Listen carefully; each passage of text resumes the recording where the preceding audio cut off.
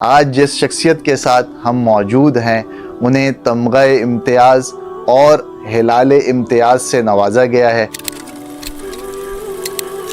जाए हादसा की तस्वीर मिल गई हमको, बहुत ही बुरी मतलब हौलनाक तस्वीर थी ना। हर तरफ आग लगी हुई है, भगदड़ मची हुई है, इंसानी अज़ा खून फैला हुआ है, इंसानी अज़ा इधर उधर बिखरे हुए हैं, ऊपर दरख्तों पे लटक रहे हैं, तारों में लटक रहे हैं। तो 3 लाख रुपए जो है कॉइन्स की सूरत में थे, 5 पैसे, 10 पैसे, 4 आने, 8 आने। 1 रुपया सबसे बड़ा कॉइन होता था, तो 40 बोरियाँ थी। कि यहाँ इंडिविजुअल्स तो बहुत बड़े बड़े काम कर जाते हैं और गवर्नमेंट बेचारी वो काम नहीं कर पा रही होती जो उसके ज़िम्मे है। तो मैंने अपने साथियों को कहा कि जब अल्लाह ताला ने मौका दिया तो इंशाल्लाह एक दिन एक ऐसा अस्पताल बनाएंगे जो क्वालिटी केयर करेगा और फ्री ऑफ कॉस्ट होगा। तो ख्वाब 1987 में देखा गया, जो शर्मिंदा ताबीर हुआ 2007 में। तो हमारे पहले साल का बजट 10 करोड़ रुपए था और आज का बजट 57 अरब रुपए। तो सर कोई ऐसा पेशेंट आप उसका जिक्र करना अगर चाहेंगे कि यार उसने आपको हिला दिया। तो एक दिन वो आ गया मेरे पास और कहने लगा कि अब भाभी सही कह रही है। मैंने कहा बिल्कुल सही कह रही है, लेकिन मैं नहीं जा सकता। कहते क्यों नहीं जा सकते? मैंने कहा यार मेरे ऊपर कर्ज है। तो कहने लगा यार तुमने किया क्या? तुम्हारी शक्ल तो नज़र नहीं आता है, तुम्हारी गाड़ी में किराए के घर पे रहते हो, गाड़ी में हॉर्न के अलावा सब कुछ बचता है, क्या जुआ खेला? तो बात होती रही, कुछ पर्सनल बातें हुई। तो कहने लगे ठीक है डॉक्टर साहब, ये 20 मिनट की कन्वर्सेशन चल रही थी कि डॉक्टर साहब 10 करोड़ रुपए। अस्सलामु अलैकुम दोस्तों, आप लोग खैरियत से हैं? Mohammad Haris Qureshi, business consultant and life coach आपसे मुखातिब है। आज जिस शख्सियत के साथ हम मौजूद हैं उन्हें तमग़े इम्तियाज़ और हिलाले इम्तियाज़ से नवाजा गया है। और वो जो पर्सनालिटी हैं माशाल्लाह, मेरी ये कोशिश होती है कि उन लोगों को हम आपके सामने लेके आएँ जो कि सिर्फ मशहूर नहीं हों बल्कि कोई इम्पैक्टफुल जो है उनका पूरा एक इम्पैक्ट हो माशरे पे। पाकिस्तान के लिए एक बहुत ज़बरदस्त किरदार वो अदा कर रहे हों, पूरी उम्मत के लिए वो लार्जर लेवल बहुत ज़बरदस्त किरदार अदा कर रहे हों और वो एक बहुत ज़बरदस्त विजनरी इंसान हो। हमारे साथ आज मौजूद हैं डॉक्टर अब्दुल बारी ख़ान। अस्सलाम वालेकुम सर। वालेकुम अस्सलाम जी। सर आप खैरियत से हैं? अल्हम्दुलिल्लाह माशाल्लाह। सर हमारे लिए बहुत बड़े ये आज इम्तियाज़ की बात है कि आप हमारे साथ मौजूद हैं। Thank you so much for being with us, आपने हमें टाइम दिया। सर सबसे पहले तो मैं आपकी जर्नी के मुतालिक पूछना चाहूँगा कि किस तरह से माशाल्लाह आपकी अपब्रिंगिंग हुई, आपके वालिदैन ने आपकी किस तरह से अपब्रिंगिंग की और फिर इस लेवल तक आप पहुँचे सर कि आपने इतना बड़ा इनिशिएटिव लिया जिससे आज पूरी उम्मत को और स्पेशली पाकिस्तान लोगों को फ़ायदा हो रहा है। बिस्मिल्लाहिर्रहमानिर्रहीम। जैसे आपने कहा कि एक तो इंसान खुशकिस्मत होता है कि आपका घराना जो है ना वो दीनी मजहबी हो, और अल्हम्दुलिल्लाह अल्लाह ताला ने मुसलमान पैदा किया और फिर एक दीनी घराने में पैदा किया। वालिदैन मेरे दोनों ताजुद गुज़ार थे। वालिद साहब जो है उनकी एक आदत थी कि वो दुआ बआवाज़ करा करते थे और हर नमाज के बाद अपने बहन भाई उनके बच्चों के नाम और अपने बच्चों के नाम। तो मैंने अपने लिए सारी ज़िंदगी उनसे एक ही दुआ सुनी कि बारी को खिदमत खल्क़ के जज्बे के साथ डॉक्टर बनाना। न इज़्ज़त के लिए, न शोहरत के लिए, न पैसे के लिए, अल्लाह ताला ने सब कुछ दे दिया। तो बस हमारे ज़माने में जब बच्चे से पूछा जाता था कि तुम बड़े होके क्या बनोगे, तो वो या तो यही कहता था कि डॉक्टर बनूंगा या इंजीनियर बनूंगा, और जो उन दोनों में से रह जाता था वो कॉमर्स में चला जाता था।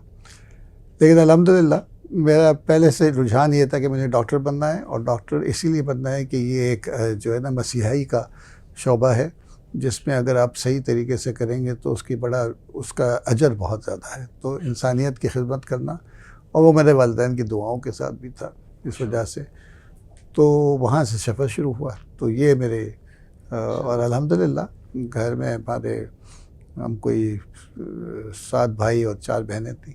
माशाल्लाह। सर ये बड़ा मुश्किल काम भी है कि किस तरीके से माशाल्लाह आपने ये इनिशिएटिव लिया। एक तो आपने तरबियत का बताया और फिर बैलेंसिंग ऑफ रोल्स, जो हम अपनी वर्कशॉप्स में भी अक्सर बढ़ा रहे होते हैं कि बैलेंसिंग ऑफ रोल्स बहुत ज़रूरी हैं कि भाई कारोबार है, आपका प्रोफेशन है, आपकी अगर कोई जॉब है, आपकी फैमिली है, उसको साथ लेके चलना। सर आप इतना बड़ा इंस्टीट्यूशन चला रहे हैं माशाल्लाह, उसको आप सर कैसे साथ लेके चलते हैं, फैमिली को कैसे जोड़ के चलते हैं? देखें, पहले बात तो ये कि आपका कोई भी मिशन है, एक तो ये कि हर कोई रोल मैंडेटरी रोल्स हैं उसको आपने पूरे करने हैं। उसमें तो कोई आपकी जो है ना उसमें छूट नहीं है आपको। तो जैसे आप एक बेटे भी हैं, एक भाई भी हैं, एक जो है ना आप शौहर भी हैं, एक वालिद भी हैं, तो हर रोल को आपको अदा करना होता है, उसकी रिस्पॉन्सिबिलिटी आपके साथ होता है। पर एक आप बंदा खुदा भी हैं, तो वो रोल भी आपको देखना है कि जी आपकी जो मज़हबी ज़रूरियात है वो पूरी करना है। मतलब नमाज आपके ऊपर फ़र्ज़ है, वो करनी है, ज़कात देनी है, हज करना है अगर वो है। तो ये सारी चीज़ें ये तो इम्पॉर्टेंट है ही है। तो वो और उसके साथ जो फिर आपकी ये भी एक रिस्पॉन्सिबिलिटी है, जब एज अ प्रोफेशन डॉक्टर होना भी एक रिस्पॉन्सिबिलिटी है। और ये एक पेशा नहीं है, ये एक बेसिकली एक तहरीक है, एक जज्बा है जिसको आपको करना है। पैसा तो देखिए हर एक की किस्मत में जितना पैसा लिखा हुआ है वो लिखा हुआ है, उससे ना ज़्यादा होगा ना कम होगा। उसको जायज़ और नाजायज़ आपने करना है, ये आपके पास ऑप्शन है। अगर आप सही तरीके से करेंगे तो वो फिर आपके लिए बरकत का समा हो जाता है, छोटा पैसा भी बरकत हो जाती है। और अगर आपके पास उस सही तरीके से नहीं करते, नाजायज़ तरीके से करते हैं, तो वही आपके लिए वबाल जान बन जाता है। तो उन चीज़ों को मद्देनज़र रखते दूसरी चीज़ ये है कि जो हमारी और बाकी अपनी टीम को अपने मतलब फैमिली के साथ एक अलाइनमेंट हो, उनको पता हो, तो वो उनकी सपोर्ट के बगैर आप ये बड़ा काम नहीं कर सकते। तो अल्हम्दुलिल्लाह एक सपोर्टिव फैमिली थी। अपने बच्चे ने भी सपोर्ट किया, अहलिया ने भी सपोर्ट किया, तो जिसकी वजह से ये यहाँ तक पहुँचा। और फिर उनको भी इन्वॉल्व कर दिया, अहलिया भी इन्वॉल्व है साथ इसी में। अच्छा, वो क्या है सर? जी, वो भी डॉक्टर है और वो भी डॉक्टर हैं। फिर हमारा जब मदर एंड चाइल्ड का हॉस्पिटल हमने शुरू किया 2015 में, तो वो फिर उसकी कैंपस हेड थी, तो वो चलाती रही हैं। अब वो यहाँ पर जो क्लिनिकल ऑपरेशन की हेड है, यहाँ पूरा हॉस्पिटल देखती हैं।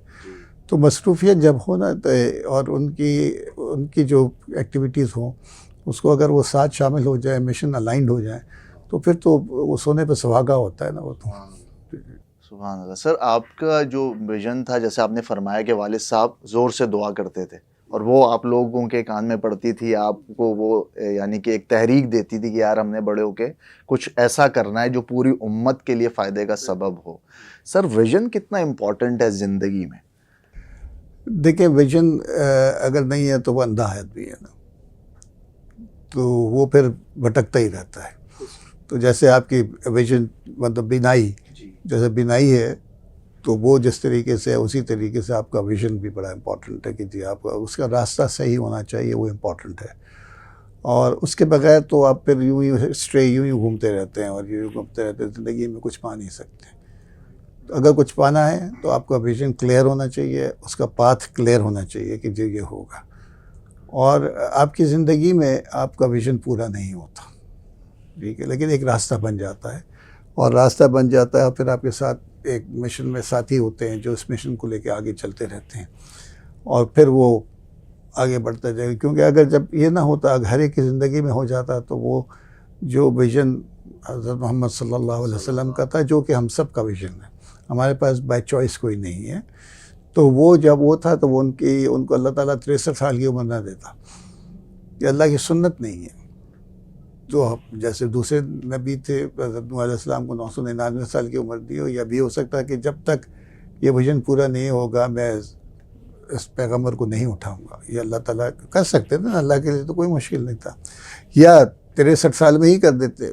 अल्लाह तो कहे सुबह, अल्लाह ये कहे कि जी सुबह सब उठे तो सब मुसलमान हो, तो हो सकते हैं ना, उसमें तो कोई उसकी ताकत इतनी बड़ी है कि ये हो सकता है। लेकिन ये अल्लाह ने ये दुनिया बनाई एक मकसद के लिए, और ये था कि वो एक जज़ा और सज़ा का एक एलिमेंट आपको दे दिया और आपको इसके साथ मिलना है, और फिर आपका जो है एक यौम आखिरत आना है जिसके अंदर आपका हिसाब होना है। तो उसका प्रोसेस ही यही है। तो वो फिर लेकिन आप रास्ता बना दें और विजन बनाते हुए फिर अपने साथ लोग ले लें जाके, जो आपके फिर इस विजन को लेके चलते चले जाएँ। वही जैसे रसूल सल्लल्लाहु अलैहि वसल्लम का मिशन था, उसके बाद हम सब की ज़िम्मेदारी रही है। 1400 साल से लोग लेके आके बढ़ते रहे, और आज भी हमारी ज़िम्मेदारी है और हम सब की ज़िम्मेदारी है। वैसे तो मुसलमान हमारी वही ज़िम्मेदारी है कि उस मिशन को, विजन को पूरा करें। दोस्तों, ये कितनी ज़बरदस्त बात है जो डॉक्टर साहब ने फरमाई कि एक वर्दी विज़न, एक पावरफुल विज़न होना ज़िंदगी में बहुत ज़्यादा ज़रूरी है। कि जिस तरह उन्होंने बचपन से ही उनके वालिदैन ने उनके जहन में ये बात डाली कि यार बड़े होके उम्मत के लिए, लोगों की बेहतरी के लिए कोई काम करना है, यानी कि तुम अपने लिए नहीं जी रहे बल्कि तुम जी रहे हो लोगों के लिए, और तुम्हें कोई बेहतरीन काम करके एक इम्पैक्ट क्रिएट करना, ये कितना ज़बरदस्त ज़रूरी है। तो मेरे दोस्तों, मैं और आप भी डॉक्टर साहब की तरह कोई अपना वर्दी विजन ज़रूर बनाएं जिस पे चल के हम अल्लाह और उसके प्यारे नबी हज़रत मोहम्मद सल्लल्लाहु अलैहि वसल्लम को भी राज़ी कर सकें और मुआशरे के भी काम आ सकें।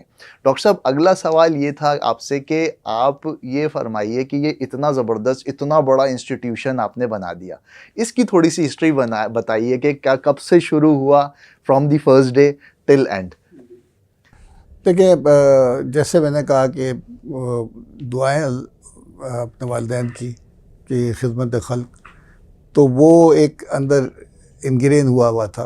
तो जब डा मेडिकल कॉलेज में मैं एंटर हुआ 1979 में, तो उसके साथ सिविल अस्पताल एक अटैच हॉस्पिटल था जो पब्लिक सेक्टर हॉस्पिटल का, उस ज़माने का पब्लिक सेक्टर सिविल हॉस्पिटल बहुत ही बुरे हालात में होता था। डॉक्टर और बिस्तर मिल जाता था, बाकी सारा आउट ऑफ पॉकेट है। तो गरीब तरीन लोग ही आया करते थे, मतलब जिसके पास थोड़ा भी पैसा होता था वो प्राइवेट में करा लेता था। तो इंटीरियर्स ऑफ पाकिस्तान से लोग आते थे और हर मरीज़ कोई कहानी लेकर आता था ना, कोई अपनी बकरी बेच के आता, कोई भैंस बेच के, कोई घर बेच के आता। और मैंने बहुत सारे वालिदैन को अपनी जवान औलाद के लिए दुआ करते सुना, अल्लाह इसको उठा ले। और वो यही था कि जी एक चला जाए 8 बज जाएँ पीछे, और ये सैकड़ों में नहीं, हज़ारों में, लाखों में लोग थे। तो जब 79 में ही डा मेडिकल कॉलेज के 3 स्टूडेंट्स ने एक ऑर्गेनाइजेशन बनाई थी, पेशेंट वेलफेयर एसोसिएशन, जिनका काम ये था कि पैसे जमा करके गरीब मरीज़ों के लिए दवाई करना, उनको खून ख़रीद के दिया करते थे, क्योंकि उस ज़माने में वॉलंटरी ब्लड बैंक का सिस्टम नहीं होता था। और ब्लड वो बेचा करते थे, जो ड्रग एडिक्ट्स होते थे वो अपना ब्लड बेचा करते थे।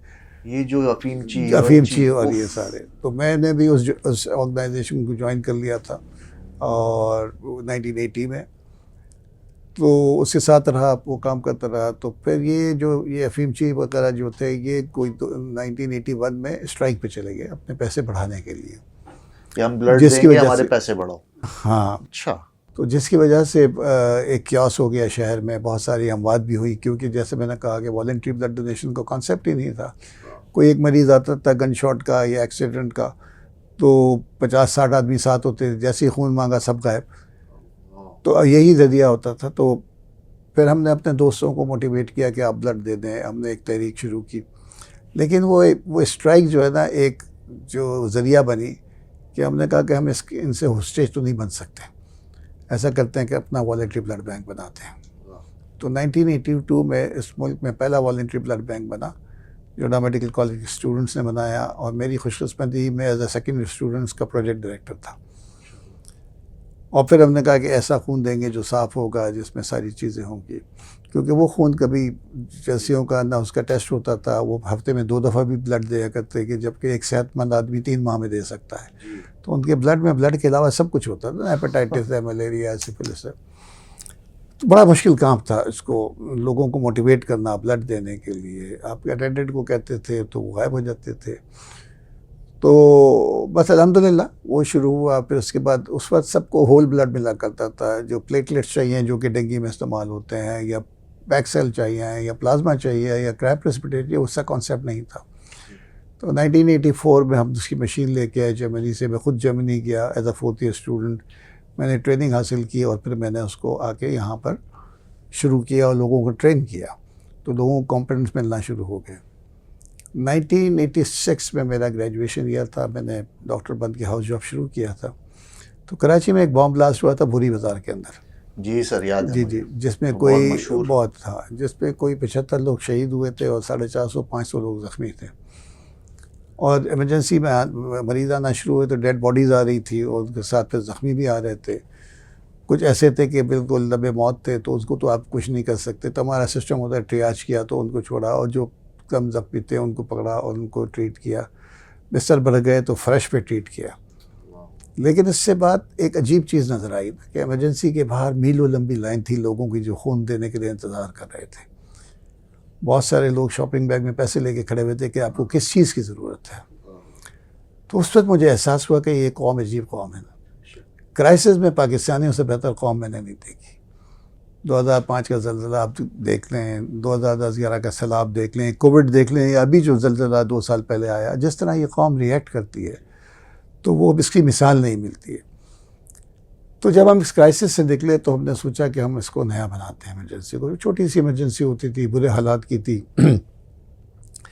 आर्किटेक्ट थे एक अरशद शाहिद अब्दुल्ला, उनके साथ हमने उनसे मिले जाके उनको बोला कि हमको एक प्लान बना के दें 100 बेड का इमरजेंसी का। उन्होंने फ्री ऑफ कॉस्ट वो बना के दिया और उसका बजट बना कोई 36 लाख रुपए और पैसे जमा करने शुरू किए।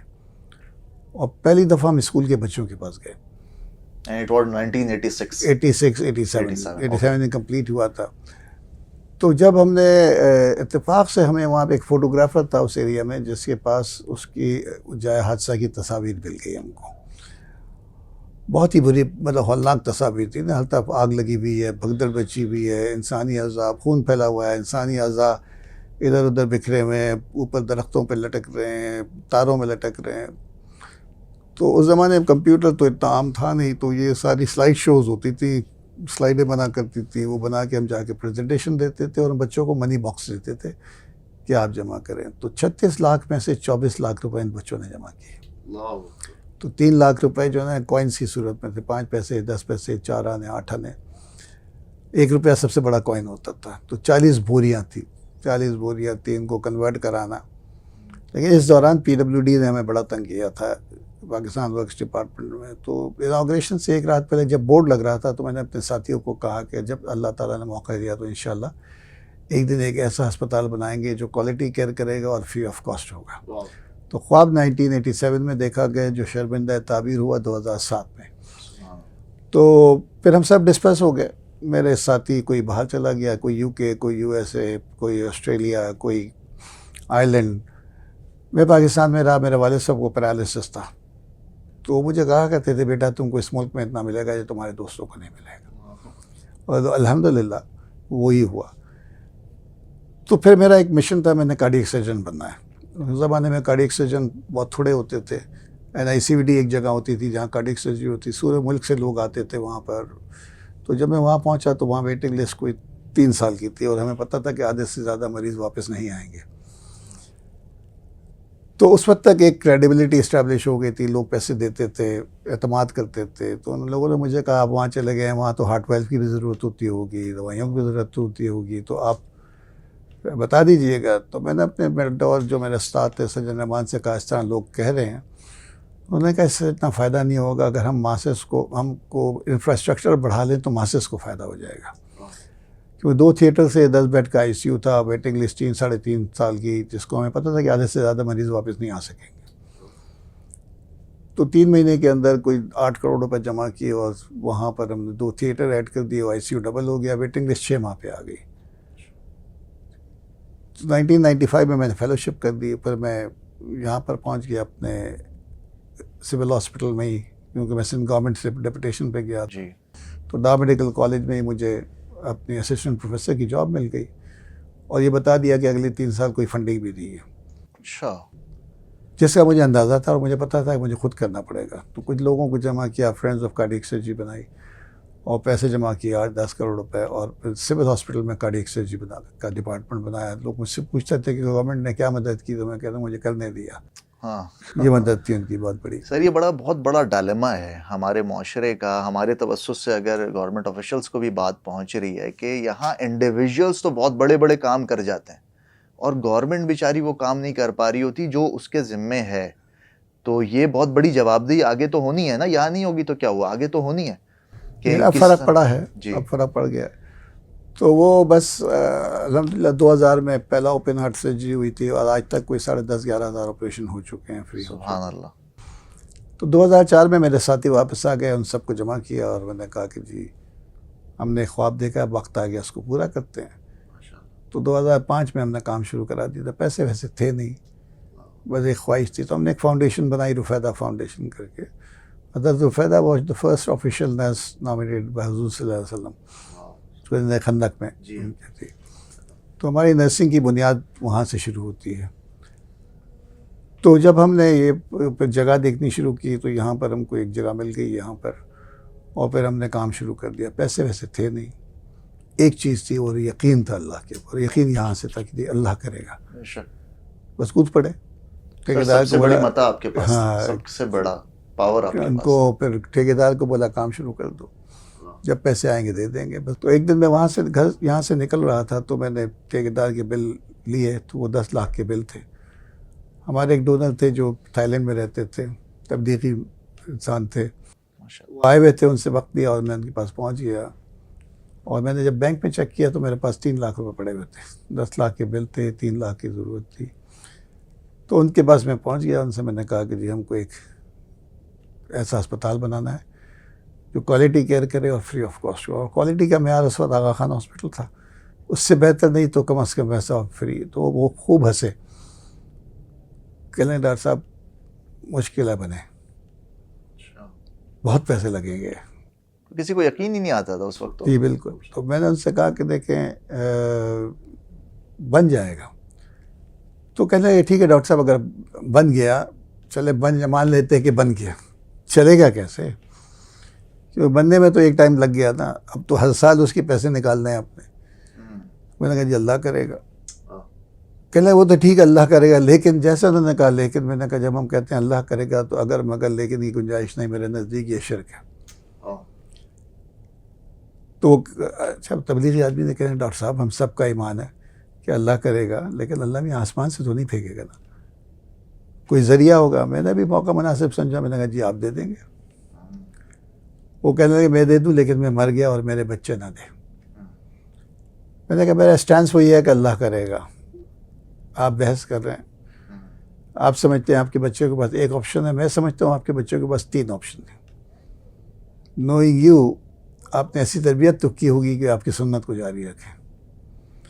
दूसरा ऑप्शन ये है कि अल्लाह ताला आपके बच्चों को 6000 गुना ज़्यादा दे आपसे, वो मुझे 6000 गुना ज़्यादा दे। और तीसरा ऑप्शन जो आपको खदशा है कि आपके बच्चे ना करें, तो अल्लाह किसी को दे के वापस ना ले। तो अगर ऑप्शन पहला है तो अल्हम्दुलिल्लाह, दूसरा है तो सुभान अल्लाह, और तीसरा है तो मुझे यकीन है कि अल्लाह ताला ने किसी और आदमी को डिफाइन कर दिएगा, वहाँ से टेक ओवर कर लेगा। तो वो कहने लगी कि पता नहीं आज भी किस हाथ पागल के हत्थे चढ़ गया हूँ। तो मुझसे कहने डॉक्टर साहब आप कितने सीरियस हैं? तो मैंने उनसे कहा कि देखिए मिशन विजन हो नहीं सकता जब तक कि आदमी कुर्बानी के लिए तैयार ना हो। कुर्बानी माल की भी होती है, जान की भी होती है, आल औलाद की भी होती है, और ये सब दिया है, ये सब के लिए मैं तैयार हूँ। तो बात होती रही, कुछ पर्सनल बातें हुई। तो कहने कि ठीक है डॉक्टर साहब, ये 20 मिनट की कन्वर्सेशन चल रही थी कि डॉक्टर साहब 10 करोड़ रुपए। ये 20 मिनट के अंदर उन्होंने कमिट किए 10 करोड़ रुपए। मेरी जेब में 10 लाख के बिल थे, मेरे अल्लाह ने मुझे 10 करोड़ रुपए दिए। और ये शख्स अकेले नहीं थे, हमारे 35 करोड़ रुपए लगे। तो ये तो 99.99% लोग यही कहा करते थे कि ये अस्पताल बनेगा नहीं, बन गया तो चल नहीं सकता। किसी ने 1 महीना, किसी ने 6 महीना, किसी ने साल दिया कि आप पैसे लेना शुरू कर देंगे। 11 अगस्त 2024 को हम 17 साल के हो गए। 150 बेड से एक हॉस्पिटल शुरू हुआ था कराची में, जो 300 बेड का हो गया, और अब उसकी एक बिल्डिंग, अजीम शान बिल्डिंग खड़ी हो गई जो 1380 बेड पे लेके जाएगी इसको। उसके बाद पूरे पाकिस्तान में कोई 13 हस्पताल पूरे पाकिस्तान में हैं। हमारे पब्लिक हेल्थ के प्रोग्राम्स 51 डिस्ट्रिक्ट्स में हैं। हमारे 104 प्राइमरी हेल्थ क्लिनिक्स हैं, हमारे मोबाइल हेल्थ क्लिनिक्स हैं, हमारे कंटेनर क्लिनिक्स हैं, हमारे वोट क्लिनिक है, हमारे ब्लड सेंटर्स हैं 4, हमारे 4 फिज़िकल रिहेबिलिटेशन सेंटर हैं जहाँ आर्टिफिशियल लिम्स बनते हैं। तो महाना कोई 5 लाख मरीज़ पूरे नेटवर्क में मुस्तफ़ीज़ होते हैं। 5 लाख का मतलब 60 लाख सालाना। 60 लाख सालाना। तो हमारे पहले साल का बजट 10 करोड़ रुपए था और आज का बजट 57 अरब। सुभान अल्लाह। 57 अरब रुपए बहुत होते इन अ ईयर, साल के, ये ऑपरेशनल बजट की मैं बात कर रहा हूँ। तो बहुत होते हैं, इसमें कितने सिफर है मुझे पता नहीं ना, कायदाई करके मैं शायद पहुँच जाऊँ। लोग मुझसे कहते हैं कि जी डॉक्टर साहब आपको नींद कैसे आती है? 10,500-11 हज़ार एम्प्लॉईज़ हैं, अरबों रुपए का बजट है। तो मेरा जवाब ये होता है, मेरे घर वालों को मुझसे सिर्फ एक शिकायत है कि मैं बिस्तर से लेटने से पहले सो चुका हूँ। अल्लाह अकबर। इतने सुकून की नींद आती है, क्योंकि मेरा है नहीं, मैं कर नहीं रहा, मेरा पैसा नहीं लगता। जो ज़ात करती है वो न सोती है, न उसके पास सिफर की हद है, उसने सिर्फ कहना है कुन फयकून और हो जाना है। और हम रोज़ ये देखते हैं कि ऐसा हो रहा है इंशाल्लाह। हर साल हमारा ये बढ़ता जा रहा है, तो लेकिन अल्लाह मेरे रास्ते निकालता चला जाता है।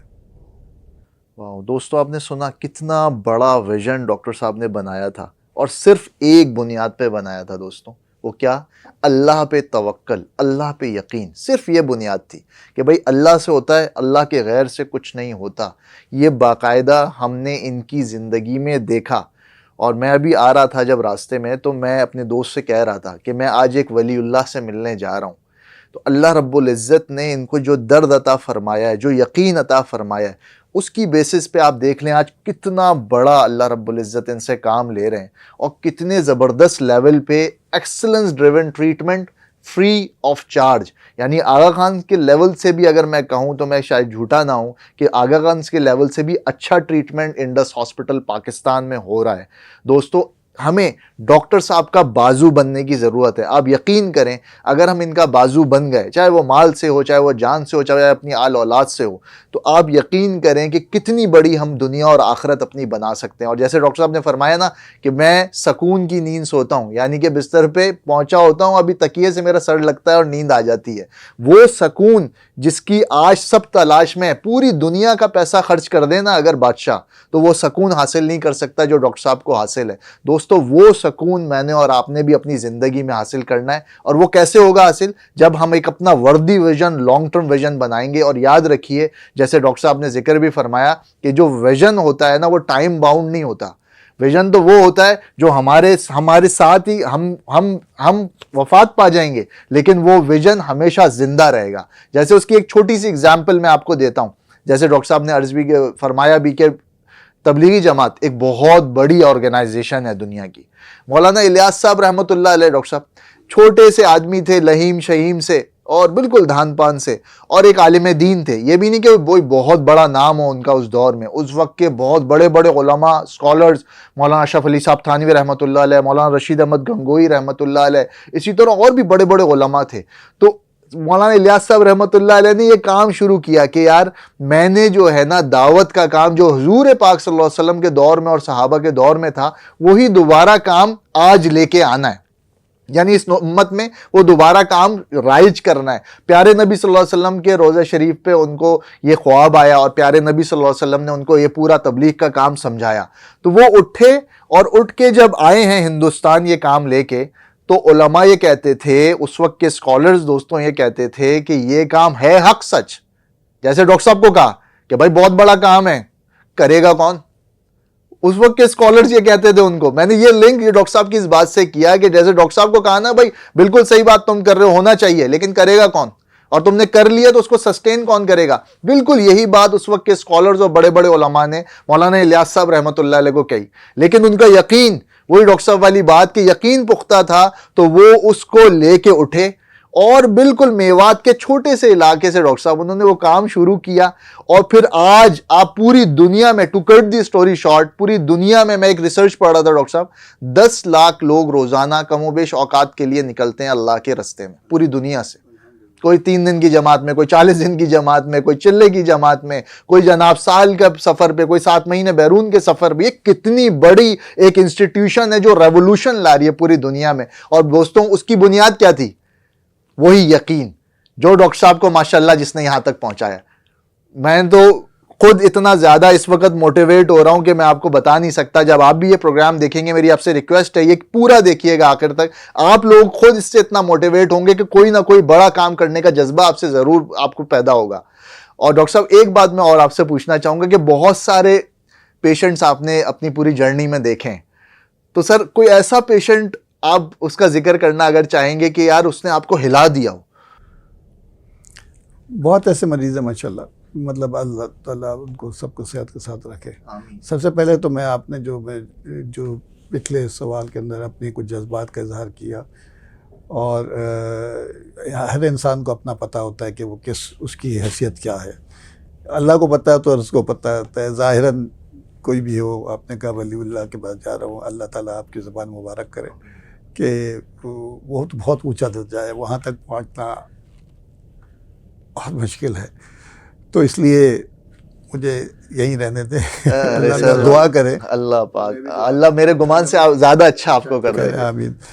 तो वो यहाँ तक मरीज़ों की बात है, बहुत सारा। एक मरीज़ मेरा जिसका हार्ट वाल्व ख़राब था, ये बच्चा था कोई 11-12 साल का था, तो उसके वालिदैन लेके आए, इंटीरियर सिंध से था, बहुत ही बुरा हाल था कि उसका अगर दिल इतना बढ़ चुका था उसके वाल्व ख़राब होने की वजह से कि जी अगर चेस्ट एक्सरे में देखते तो सिर्फ दिल ही दिल नज़र आता, तो फेफड़ों के बिल्कुल साइड पे थोड़े से नज़र आते थे।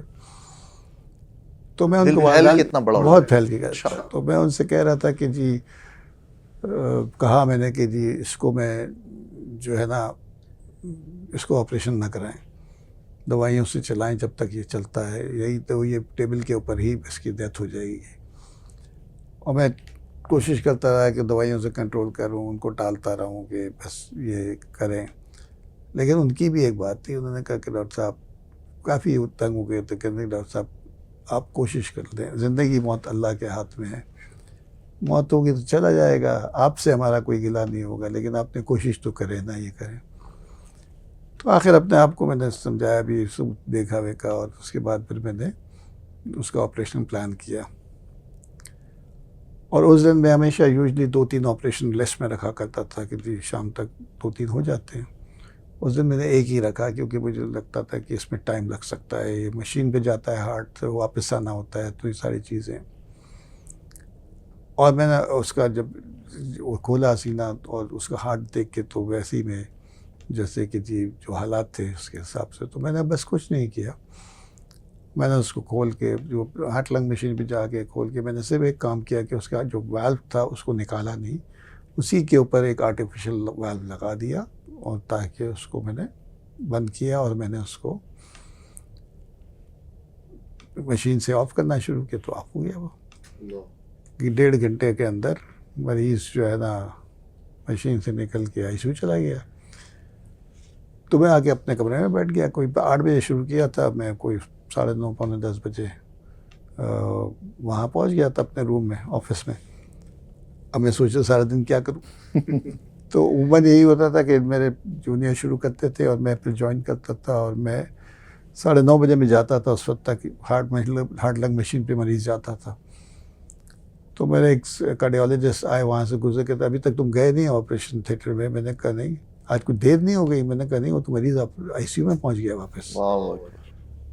तो अभी भी वो मरीज़ आता है, फॉलो पे दिखाता है। अब तो कहाँ जवान से हो थे गया। वो और किस सन की बात है डॉक्टर? ये सिंध से थे, इंटीरियर सिंध से थे, और ये हो गया 2005 या 6 था शायद, जब नया नया इंडस्ट्री की बुनियाद पड़ी थी। हाँ, और यहाँ सारी बन गई, तो वहाँ पलट गया था, और फिर उसके बाद वो आता रहा, अब बड़ा हो गया, उसके बच्चे हो गए। सुभान अल्लाह। लेकिन वो भी एक मौजूदा ही था उसको देख के मेरे ख्याल पर, तो वो मुझे हमेशा याद रहता है। अल्लाहु अकबर, अल्लाहु अकबर। डॉक्टर साहब, आपकी जो माशाल्लाह स्पेशलाइजेशन है और जो एकेडमिक्स है माशाल्लाह, ऐसे लोग तो सारे पाकिस्तान से बाहर हैं।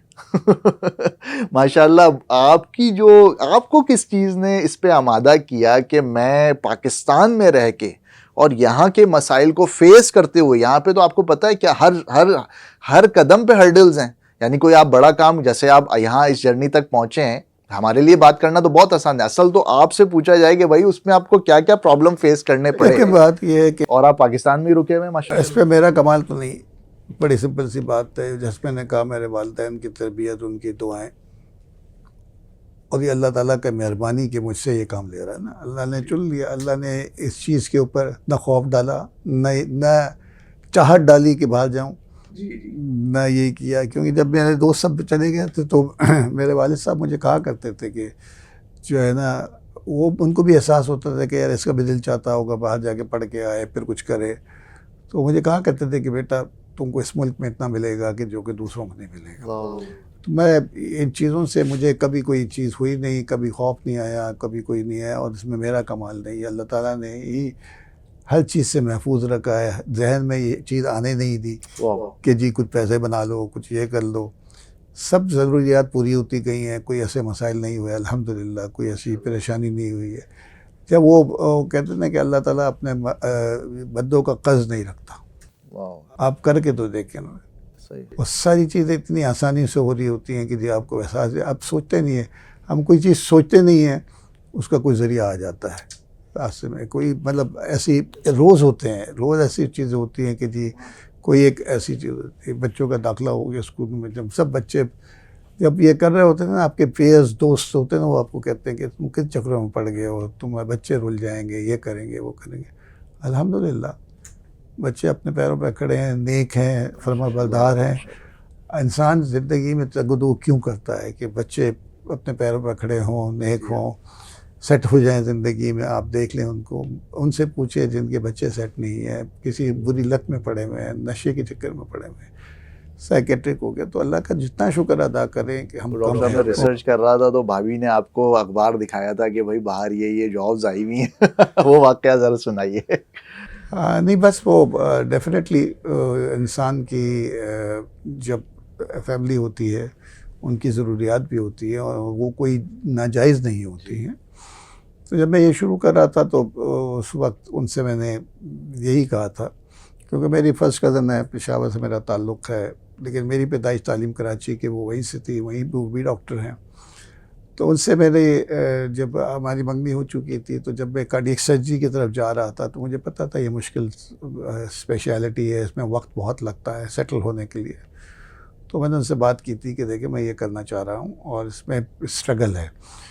एक तो स्ट्रगल ये है कि आप इम्तिहान देंगे, उसमें 5 साल लगेंगे, फिर उसके बाद आप उसमें कुछ सेट होने के लिए, फिर मुझे ये भी था कि मुझे अपना कार्डियक सर्जरी का डिपार्टमेंट बनाना है खुद, तो उससे पैसे जमा करने हैं, तो ये कहानी लंबी है। तो मैंने उनसे ये कहा कि इसमें मुश्किलात बहुत होंगी, लॉन्ग आवर्स होते हैं, सब कुछ। तो उन्होंने कहा कि जो आपकी मर्ज़ी है आप कर लें, मैं आपके साथ हूँ। तो वो तो साथ होते हैं जब आप प्रैक्टिकल उस लाइफ में आते हैं, तो उनका भी एक आपने उनका विजन कैसे अलाइन किया डॉक्टर साहब? देखिए वो हुआ ये कि जब हमने देखा कि जी जब मैं यहाँ पर कार्डियक सर्जरी कर रहा था, तो जब मेरा जॉब हुई थी उस वक्त 1995 की बात है, जब मैं ज्वाइन किया था और कार्डियक सर्जरी बना रहा था मैं 95-96 में। तो मेरी शादी को 4 साल हो चुके थे, मेरा बड़ा बेटा 1 साल का था 96 में, 95 में पैदा हुआ था। हम एक किराए के घर पे रहते थे, मेरे पास एक सुजुकी FX गाड़ी होती थी जो चलती थी और मेरी तनख्वाह उस वक्त 3000 रुपये थी। अच्छा, 95 में 3000 रुपये। और अगर मैं एक ओपन हार्ट प्राइवेट में करता तो मेरी 1 साल की तनख्वाह निकल आती। लेकिन अल्लाह ताला ने मुझे उस तरफ कोई काम मुझसे लेना था, अल्लाह ने तो शौक़ नहीं दिया उसने। तो मेरी वाइफ मुझे कहा कि मैं आपके साथ हूँ, लेकिन चैरिटी बिगिन्स एट होम, ठीक है ना, हमारे सर पे अपनी छत होनी चाहिए। बिल्कुल। कल को आपको कुछ हो गया तो हम क्या करेंगे? ये हर औरत की और जायज़ ख्वाहिश है, उसमें कोई नहीं है। बिल्कुल सही बात। तो मैं उनसे कहा करता था कि देखें यहाँ पर करोड़ों लोग ऐसे हैं जो फुटपाथ पे सोते हैं इस दुनिया में, करोड़ों ऐसे हैं जो झोपड़ियों में रहते हैं, करोड़ों ऐसे जो किराए के घर में रहते हैं। हमारी किस्मत में होगा तो हो जाएगा। ये होता रहता था, मैं उनको समझाता, वो मुझे समझाती। आखिर एक दिन मैं घर आया तो देखा कि घर पे यही जब मेरा वार्ड बन रहा था, तो देखा वाइफ बेगम बड़ी खुश हैं, खाना वाना भी मेरी पसंद का बना हुआ था। तो मैंने ऐसे उनसे कहा, खुश नज़र आ रही हैं कि नहीं कुछ भी नहीं है। नहीं, मैंने कहा कुछ तो है। कह नहीं, तो मैंने मजाकन कहा कि आज अम्मी का फ़ोन आया था पेशावर से, कह रहे नहीं कुछ नहीं। शाम को उन्होंने कहा कि आज सुबह मैंने जंग अखबार में एक इश्तिहार देखा है कि सऊदी अरब में कार्डियक सर्जन की ज़रूरत है, 60,000 रियाल तनख्वाह है, आपका वार्ड बन रहा है, इसमें कम से कम 2 साल लगेंगे। आप 1 साल के लिए चले जाएंगे तो आपका ये भी पूरा हो जाएगा, घर भी बन जाएगा और उसके बाद प्रोग्राम दिया पूरा कर जाएगा। तो मैंने मना कर दिया कि मैं नहीं जा सकता। तो क्यों नहीं जा सकते? मैंने कहा वैसे ये मसरूफियत है। काफ़ी समझाने की कोशिश की, आखिर उन्होंने मेरे बचपन के दोस्त की खिदमत हासिल की कि आप उसको समझाओ। अच्छा। तो एक दिन वो आ गया मेरे पास और कहने लगा कि अब भाभी सही कह रही है। मैंने कहा बिल्कुल सही कह रही है, लेकिन मैं नहीं जा सकता। कहते हैं क्यों नहीं जा सकते? मैंने कहा यार मेरे ऊपर कर्ज है। कहने लगे यार then it is all the more reason कि तुमको जाना चाहिए, कर्ज है। मैंने कहा नहीं बहुत है, वो पूरा नहीं होगा। कहता है कितने? मैंने करोड़ों में है। अल्लाह अकबर। तो कहने लगा यार तुमने किया क्या? तुम्हारी शक्ल से नज़र नहीं आता है, तुम्हारी गाड़ी में किराए के घर पे रहते हो, गाड़ी में हॉर्न के अलावा सब कुछ बचता है, क्या जुआ खेला? तब मैं सीरियस हुआ, उसको मैंने कहा कि देखें, मैंने लोगों से पैसा लिया एक काम के लिए और मैं चला गया और मैं वापस नहीं आया, वो बन नहीं सका। तो अगर लोग मुझे बुरा कहेंगे ना कि बारी बहुत ही ख़राब आदमी था, तो कोई मसला नहीं है, भूल जाएंगे लोग, लेकिन आइंदा किसी कॉज के लिए कोई पैसा नहीं देगा, ये इतना बड़ा नुकसान है कि मैं अफोर्ड नहीं कर सकता। तो उसने फिर मुझे कहा कि आप, ये बात तो सही है, लेकिन तुम तो इतने बड़े बड़े ख्वाब देखते हो ना, तो इसके लिए ज़हनी सुकून ज़रूरी है घर का। तुम कोई एक घर ले लो, इस मसले को हल करो और मुझसे कोई सेविंग है? मैंने कहा वो तो नहीं है।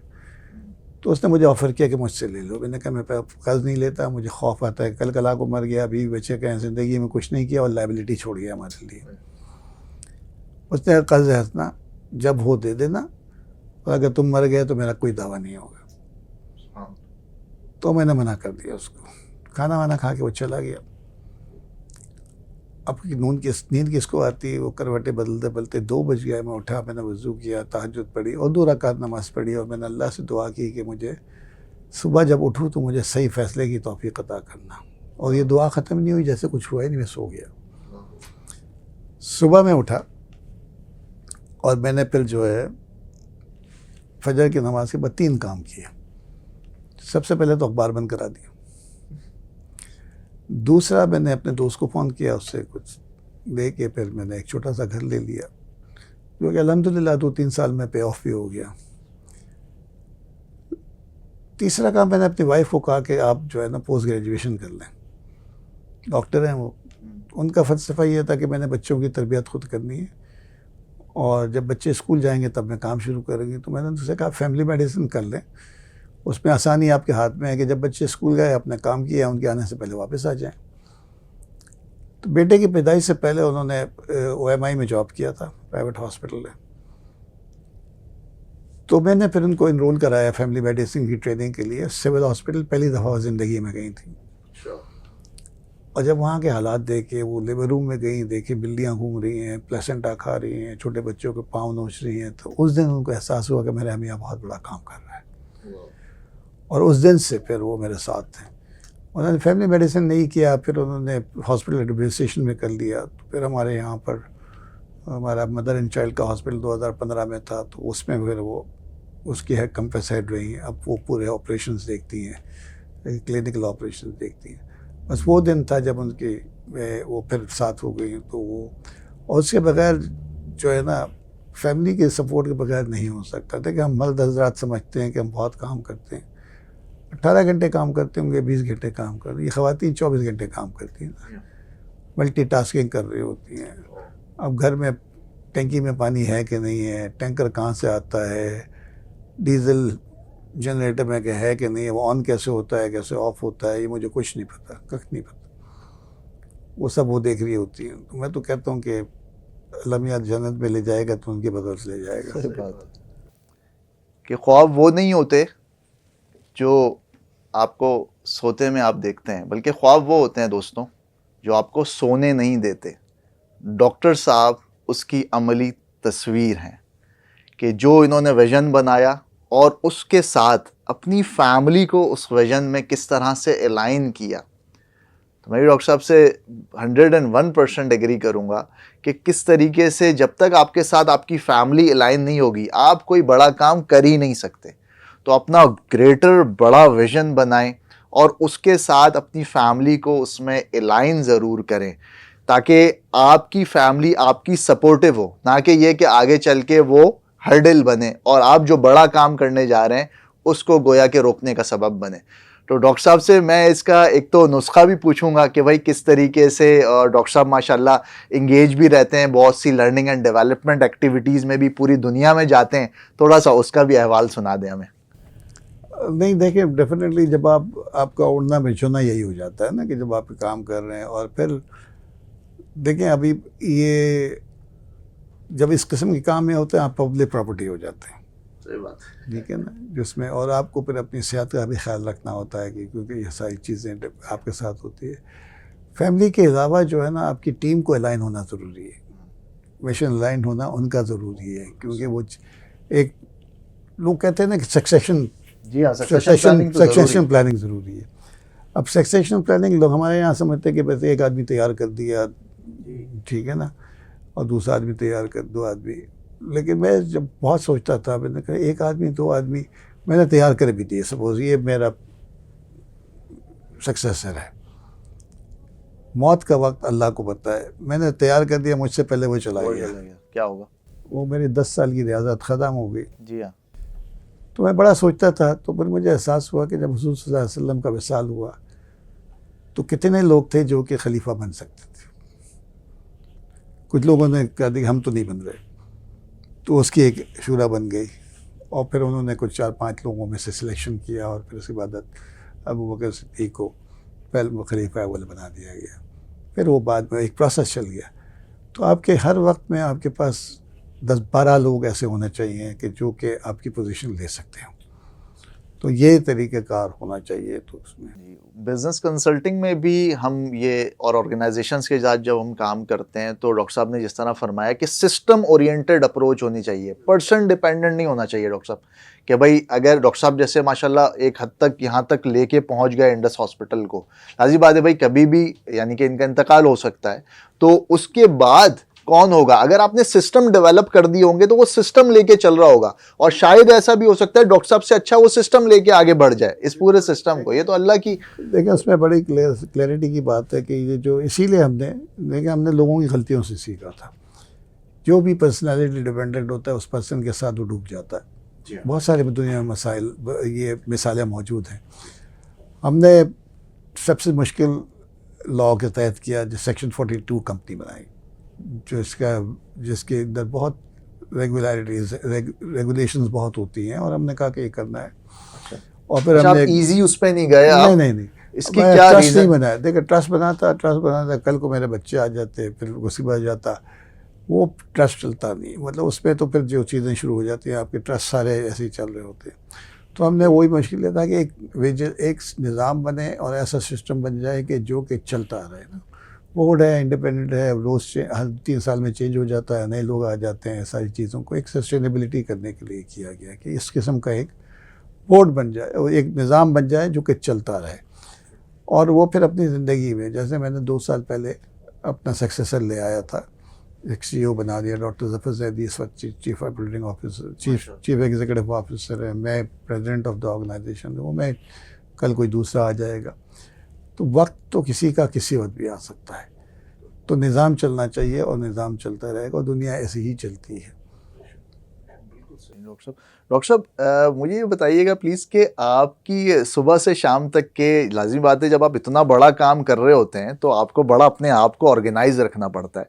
तो सुबह से शाम तक के हमारे व्यूअर्स के लिए आपके औकात और पूरी रूटीन आ जाए तो उनको फ़ायदा होगा बहुत। देखिए रूटीन तो सबसे पहले जो बात है ना, कि एक तो आपको नमाज आपको एक रूटीन बना देती है आपकी, ठीक है। मेरा दिन शुरू हो जाता है सुबह 5 बजे, माशाल्लाह, ठीक है ना।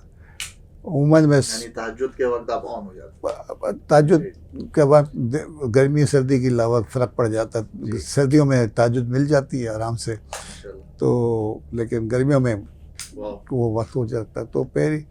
तो मैं वॉक करता हूँ, पहले 5 से 6 वॉक करता हूँ, ये मेरा टाइमिंग है।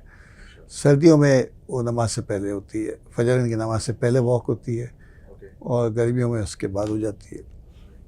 और फिर मेरे सारे काम उस वक्त तक, मैं सारी अपनी प्लानिंग, सारे दिन की प्लान उस वक्त कर चुका होता हूँ। सारी ईमेल वगैरह को जवाब दे चुका होता हूँ सारे ड्यूरिंग दी वॉक। हाँ, वॉक के अंदर, या फिर उससे पहले, निकलने से पहले। तो उसके बाद से मैं फारिग ही होता हूँ सारा दिन। फिर मैं लोगों से बात कर रहा होता हूँ, या कोई मीटिंग्स कर रहा होता हूँ, ये कर रहा होता हूँ। लेकिन डेलीगेशन में कर चुका होता हूँ कि सुबह के आपने ये करना है, ये करना है, वो करना है, अपना दिन का प्लान बना चुका होता हूँ।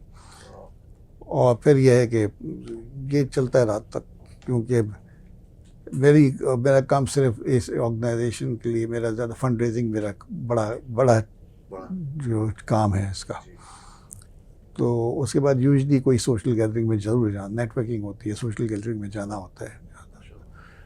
तो उमूमन फिर कोशिश करता हूँ कि रात को कोई डॉक्टर साहब बीच में आप पावर नैप भी लेते होंगे? थोड़ा बहुत ज़रूरी। इस तरह प्यारे नबी सल्लल्लाहु अलैहि वसल्लम की हदीस पाक है ना दोस्तों, अल्लाहुम्मा बारिक लना फी बुकूरिहा, कि यार मोमिन की सुबह में अल्लाह ने बरकत रख दी है। तो अल्लाह पाक ने, डॉक्टर साहब जैसे आप फरमा रहे हैं कि सुबह स्टार्ट हो जाते हैं, और अल्लाह के नबी सल्लल्लाहु अलैहि वसल्लम की ये दुआ है अल्लाहुम्मा बारिक लना, यानी कि सुबह में अल्लाह मोमिन की बरकत अता फरमा। तो ये तो हो ही नहीं सकता ना डॉक्टर साहब कि आप सुबह स्टार्ट काम करें और उसमें बरकत ना हो। ये तो डायरेक्ट प्यारे नबी सल्लल्लाहु अलैहि वसल्लम की दुआ है हमें दोस्तों। ये सारी वो प्लानिंग जो हुई वो फजर के वक्त ही होती थी ज़्यादातर हमने हॉस्पिटल की प्लानिंग उसी वक्त की है।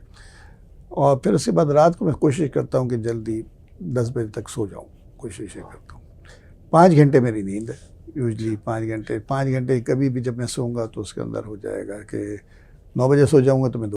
अच्छा डॉक्टर साहब, ये रिसर्च भी कहती है ना, आप अगर 10 बजे सो जाते हैं ना तो 1 घंटा जो है ना 10 बजे के बाद से 10 से 11 वो REM आप अचीव कर लेते हैं, रैंडम आई मूवमेंट, तो वो 3 घंटे के बराबर है।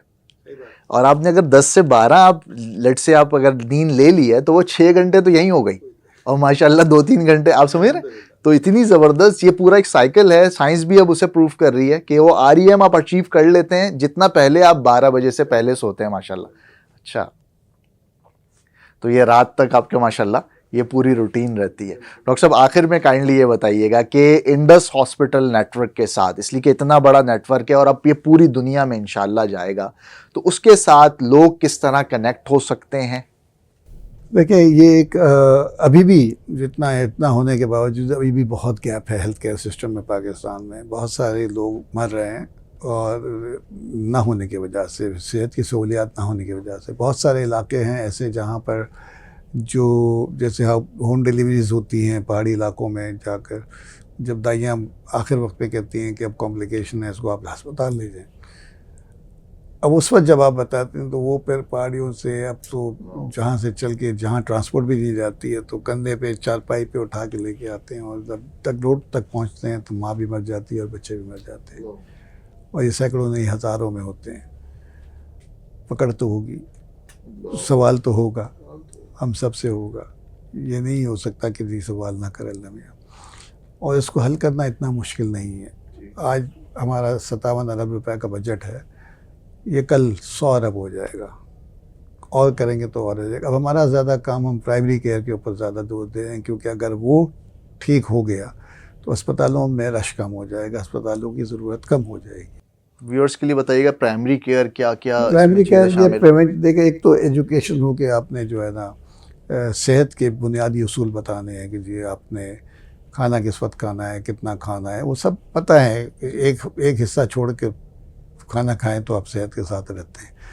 और साफ़ पानी की 60% बीमारियाँ वाटर बॉर्न है, तो अगर पानी साफ़ पिया तो आपकी वो बीमारियाँ ख़त्म हुई। तो लोगों को ये बताना है कि साफ़ पानी पीना, हाथ धोना है, सिंपल हाथ धोने से ही बहुत सारी बीमारियाँ बच सकती हैं। तो ये इसके ऊपर काम हमारा ज़्यादा होना है, और ये मुश्किल नहीं है। देखिए इतने अरबों रुपए जमा करना कोई मुश्किल नहीं है, कोई हमके बहुत बड़े पैसे नहीं चाहिए ना। अब मैं देखो अब आप देखें ना कि 1 करोड़ आदमी है, सपोज 1 रुपया रोज़ दे दें, वाह, तो कितने हो गए? वाह, महीने के 30 करोड़ हो गए, और साल के कितने हो गए? 3.5 अरब रुपए। 2 करोड़ दे देंगे तो ये 5 रुपये 10 रुपये ये। और जैसे कहा है ना कि सदका रोज़ दिया करो, क्योंकि सदका बलाओं को टालता है।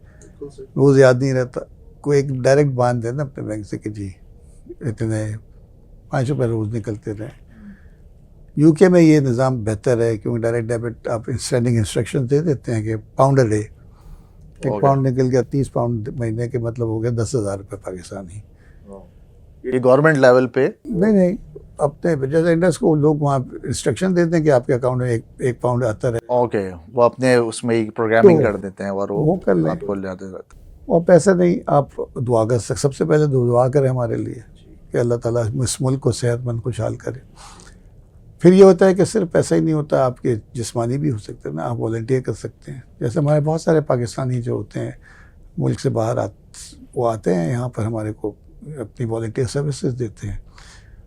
और वो हम पहुँचे यहाँ पर जो है ना, इसमें 2-3 चीज़ें थी। सबसे पहली चीज़ तो अल्लाह ताला की ब्लेसिंग है, वो तो उसके अलावा कोई नहीं हो सकती। दूसरी मरीज़ों की दुआएं हैं। मरीज़ों की दुआएं अनइंटरप्टेड जाती हैं अल्लाह के पास, क्योंकि वो यहाँ से निकलती है, दिल से निकलती है। आप खुद महसूस करें जब आप बीमार होते हैं ना, तो आपकी क्वालिटी ऑफ दुआ चेंज हो चुकी होती है। सही है ना। कोई ऐसी तकलीफ़ हो तो आदमी ऐसा बोलते हैं, उस पर जो कनेक्शन होता है अल्लाह में के पास, वो तो डायरेक्ट होता है। और ये हर एक ने एक्सपीरियंस किया होता है, मैं ऐसा सोच नहीं सकता कि किसी ने ना किया हो, बहुत दफ़ा। फिर जो है ना, पाकिस्तानियों की जेनरॉसिटी की वजह से जो पाकिस्तान में और पाकिस्तान से बाहर है, जो पाकिस्तान से बाहर है वो पाकिस्तान से ज़्यादा मोहब्बत करते हैं, ठीक है ना। उनको दिल पाकिस्तान के साथ धड़कते हैं उनके। यहाँ कोई छोटा सा पटाखा पड़ता है तो वो कहते हैं बॉम्ब ब्लास्ट हो गया, कहते फुल लाइनें चौक हो जाती हैं। तो और फिर मरीज़ों की दुआओं के तो कोई नॉर्मल बदल ही नहीं है ना। और वो रोज़ रिजॉइस मिलता है, उनको रोज़ दुआएं मिल रही होती हैं। वो सिर्फ मुझे दुआ नहीं कर रहे होते या मेरी टीम के लिए नहीं कर, वो उन तमाम लोगों के लिए कर रहे होते हैं कि जिन्होंने इसमें अपना हिस्सा डाला होता है। तो हमारा साथ कर रहे हैं, हमारा साथ मिलें, खुद आके देखें। अगर आप देख लें, मेरे कहने पे यकीन न करें, ख़ुद किसी वक्त भी आके विज़िट कर लें, मरीज़ों से बात कर लें। अगर दिल ठुकता है तो हमारे साथ हो जाएं। सही। डॉक्टर साहब, यहाँ पे अगर जो मरीज़ ज़रूरतमंद होते हैं, जैसे मेरे पास भी कॉल्स आती हैं कि भाई कनेक्ट कर दें, अब लाज़मी बात है हर एक को हम रेफरेंस से नहीं भेज सकते हैं, तो डॉक्टर साहब उसका क्या मैकेनिज़्म है? वो कहते हैं यार यहाँ लाइन बहुत लंबी होती है। अब तो लाइन का सिस्टम ख़त्म कर दिया। अब तो लोगों को पता है कि हमने एक ऑनलाइन जो है ना वो हो गया है, अपॉइंटमेंट सिस्टम कर दिया है, और रेफरेंस पे कर भी नहीं सकता। अब तो वेब ये जो है ना, जो आपकी इलेक्ट्रॉनिक सारा सिस्टम कर दिया है, आपकी क्यू मैकेनिज़्म लगा हुआ है, तो आपको फर्स्ट कम फर्स्ट सर्व होना है। अच्छा, तो पहले आएगा उसी को इलाज होगा, चाहे मैं भी नहीं आऊँगा तो मेरा भी नहीं होगा। अच्छा, सुभान अल्लाह। तो वो मैं सिस्टम में नहीं जा सकता, क्योंकि सिस्टम को ब्रेक नहीं कर सकता जी, तो ये तो बहुत अच्छी जिसको बात। पहला टोकन मिल गया वो नंबर 1 है, उसमें से फिर पहला नहीं निकलता, -1 कोई नहीं निकलता। ओके। नंबर 2, नंबर 3, नंबर 4 ही आता रहेगा। तो वो एक निज़ाम बन है, क्योंकि इस मुल्क में ये आदत है लोगों की कि जी सिफारिश होता है। लेकिन ये है कि देखिए, जो इंसान सुबह से आ गया तो उसका हक पहले बनता है। आ जाए नंबर तो आ ही जाएगा आपका। पैसे दे के इंतज़ार करते हैं प्राइवेट हॉस्पिटल में, वहाँ तो कोई सिफारिश नहीं लगाता, वहाँ कुछ कर नहीं सकते। डॉक्टर साहब, हमारे यहाँ तो लिटरेसी इतनी नहीं है ना, जो गांव देहात से लोग आ रहे हैं इंडस में इलाज कराने, ना उसके हवाले से पूछ रहा हूँ अपने व्यूअर्स के लिए कि वो किस तरीके से इजीली आ सकते हैं, इसलिए वो तो पढ़े लिखे होते नहीं हैं। हाँ, लेकिन अब तो टेलीफोन नंबर है, टेलीफोन पर अपॉइंटमेंट लग सकते हैं सारे, उसमें हो जाता है। दूसरी जो चीज़ है कि हमारा नेटवर्क इतना बड़ा होता जा रहा है कि हर जगह वहाँ पर मौजूद है, तो वहाँ से भी रेफरल सिस्टम हो सकता है ना, कि वही रेफ़र कर देते हैं, वही फिर अपॉइंटमेंट अरेंज कर देते हैं वहाँ से।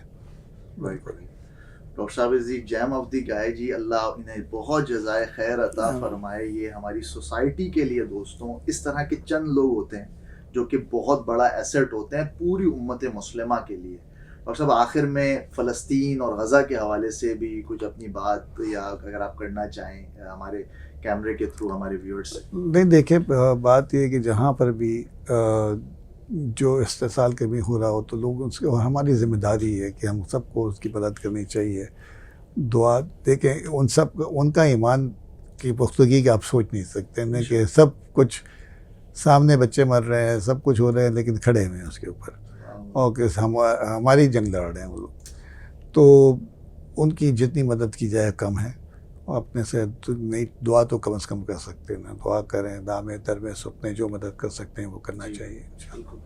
जान माल वक्त के साथ दोस्तों जो हम कर सकते हैं उनके लिए। देखें, पूरी उम्मत मुस्लिमा एक जिस्म वाहिद की तरह है। जिस तरह माशाल्लाह डॉक्टर साहब लेके चले हैं, एक छोटा सा, एक बहुत बड़ा विजन बनाया था, छोटे से एक कमरे के हॉस्पिटल से समझ लें शुरू किया था, और आज आप देखें कितना बड़ा माशाल्लाह अल्लाह पाक इनसे काम ले रहे हैं, और कितने लाख लोगों का इलाज हो रहा है हर साल। नहीं, हमारा लाहौर में 600 बेड का हॉस्पिटल है। 600 बेड का लाहौर में हॉस्पिटल, 150 बेड ऑपरेशनल, 120 ऑपरेशनल है अभी। इंशाल्लाह अगले साल तक पूरे 600 ऑपरेशनल हो जाएंगे। और भी कराची में एक है, कराची में एक ये मेन हॉस्पिटल है, फिर मदर एंड चाइल्ड का एक हॉस्पिटल है, फिर एक PIB कॉलोनी में हमारा डायलिसिस सेटअप है और उसकी फैमिली मेडिसिन है। फिर बदीन में कुछ हमारे गवर्नमेंट के हॉस्पिटल हैं, प्राइवेट पब्लिक पार्टनरशिप में चला रहे हैं। बदीन में है, मुजफ्फरगढ़ में है, मुल्तान में है, गवादर में है, डेरा बुगती में है, सुई में है, हमारा नौकड्डी में जो है, जो चागी के मकाम पे है, वहाँ पर हमारा हॉस्पिटल चल रहा है। तो बलूचिस्तान में हमारा काफ़ी बड़ा सेटअप है। फिर हमारे मलेरिया के कोई कंट्रोल के कोई 3500 सेंटर्स हैं KP के, और बलूचिस्तान और 6 डिस्ट्रिक्ट ऑफ सिंध में हैं। तो नेटवर्क बहुत बड़ा हो गया है और बढ़ रहा है रोज़ के साथ इंशाल्लाह। सबसे अच्छी बात ये डॉक्टर साहब, जहाँ आपने नेटवर्क को अपने एक्सपेंड किया है, वहाँ ज़रूरत भी बहुत ज़्यादा है। हमने उन्हीं जगहों पे बहुत ज़्यादा बिल्कुल वरना डेवलप्ड सिटीज़ में तो फिर भी लोगों के पास कोई ऑप्शन मौजूद होता है, वहाँ नहीं है, वहाँ पर तो नहीं है। मतलब अब चागी में, वहाँ पर आप कोयटा से ऑफ रोड 11 घंटे का रास्ता है, 11 घंटे। तो आप सोचें कि जो वहाँ पर किसी को कुछ हो तो वो फिर मौत ही होती है। इंशाअल्लाह ताला। दोस्तों, इस नोट के साथ इंशाअल्लाह हम इख्तिताम करते हैं कि पाकिस्तान में सब कुछ बुरा नहीं है जिस तरह पोर्ट्रे किया जा रहा है मीडिया के थ्रू। पाकिस्तान में बहुत बड़े बड़े लोग भी मौजूद हैं, बहुत विजनरी लोग डॉक्टर साहब की तरह मौजूद हैं, और बहुत बड़े बड़े इंस्टीट्यूशंस भी मौजूद हैं। सिर्फ हमें थोड़ा सा और मुखलिस होने की ज़रूरत है, थोड़ा सा और अपने आप को ट्यून अप करने की ज़रूरत है। पाकिस्तान जैसी कंट्री दुनिया में नहीं है, बिलीव मी। मुझे इजाज़त दीजिए। मैं हूँ आपका मोहम्मद हारिस कुरैशी। हमारी कोई बात आपको पसंद आई हो तो ज़रूर उसे शेयर कीजिए अपने दोस्तों में, अपने अहबाब में, अपनी फैमिली में, और हमारे चैनल को ज़रूर सब्सक्राइब कर लीजिए। अस्सलामु अलैकुम व रहमतुल्लाह।